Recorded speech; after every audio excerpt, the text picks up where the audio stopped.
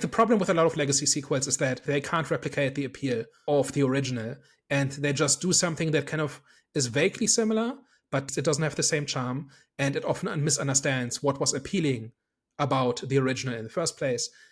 And so it feels very tired, and you're seeing people like 20 years later or 30 years later. So everybody is older and more tired, and it doesn't have whatever made the original work. And so I think that is a big reason for why so many legacy sequels just simply do not work. And I think the ones that do work kind of iterate on the formula a little bit. So I think Final Destination this year was one of the shining examples of how to do it, because it understands what is cool about Final Destination, but then it also builds on the formula. It's not simply rehashing what people did 20 years ago, but it also acknowledges its fan base, right?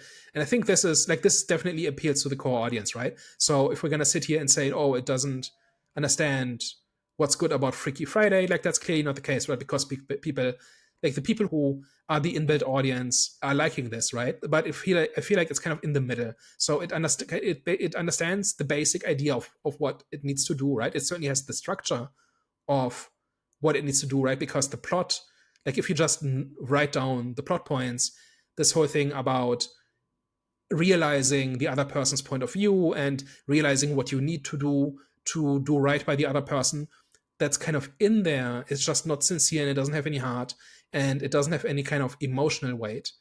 And I think that is more about tone than anything else. But at least it at least understands that should be there. It just doesn't do a very good job at actually making that work.